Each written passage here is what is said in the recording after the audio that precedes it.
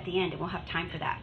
So first we begin with Matt Jaremko has been on the forefront of devising science-based interventions for trauma recovery, writing and teaching about this for over 40 years.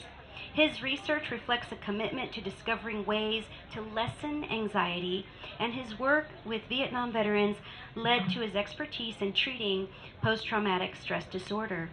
For over 25 years, he ran a successful private practice, treating thousands of adults and children and teaching thousands of students at the university level.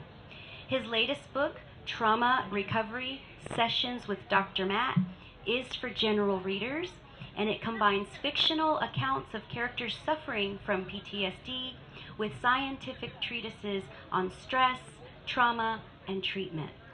Jennifer Matthew, an award-winning author of The Truth About Alice, writes of this book, "I rooted for and cried with the very realistic, fictionalized therapy patients at various stages of recovery.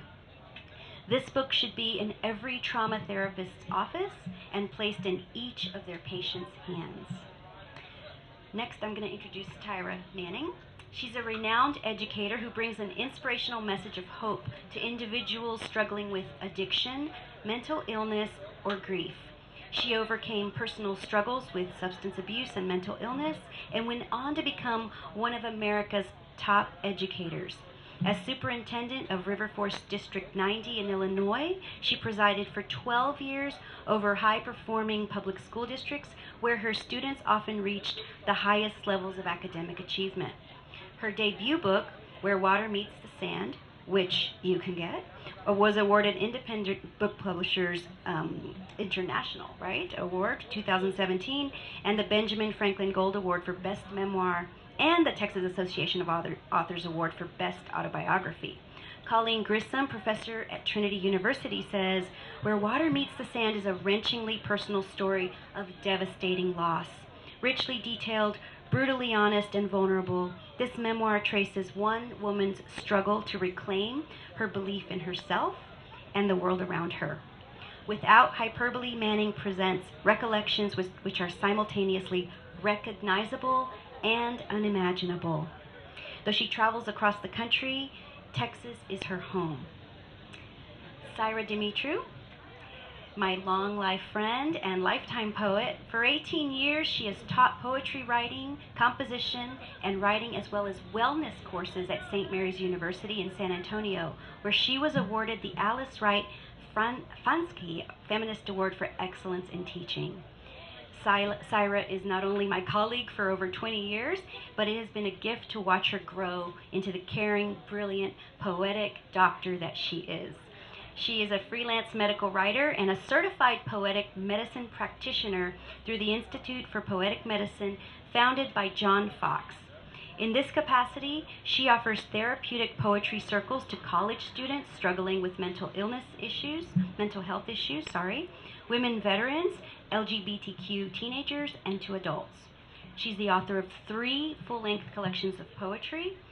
State Poet Laureate Carmen Tafoya says her newest book, Elder Moon, which she is selling here today, "In the tiniest of phrases, a handful of words, she captures the sharp pain and even sharper beauty of the gestures, the grace-filled moments before death, as a son rests his forehead on that of his fragile, disappearing mother."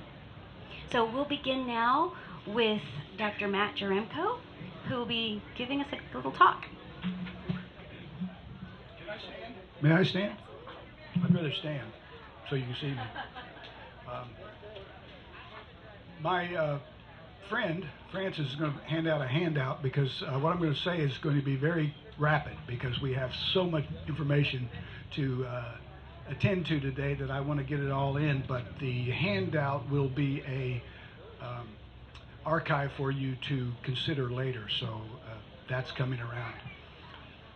My co-author, Beth Fehlbaum, with this book, Trauma Recovery Sessions with Dr. Matt, was abused as a child in horrible ways for 8 years, and she had a therapist who assigned her or suggested to her that she write about her experiences, and the fruit of that suggestion was a series of young adult fictional novels called the Patience Trilogy, and it describes in detail the recovery of this young girl from teenage years to adulthood from those traumatic events. Beth and I, used the same characters in her book to write about the fictional components of post-traumatic stress disorder, using those characters to illustrate stories of recovery and pathways that people can change the narrative of their life. Let me first talk about the rate of trauma. This is fascinating to me. How many people do you think have traumatic events in their life? A recent survey suggested that it's over 80%. Over 80% of people. And on your handout, there's a list of those traumas, which I'm not going to mention here in a mixed company with children present, but they're terrible things that happen to people. And yet, most people survive. What happens to people? 40% of them recover after about 18 months to 2 years. Recover needs to be in parentheses because you're never the same after that. Your narrative in life is very different after that. 40% have what they call post-traumatic growth, which is they say that their life is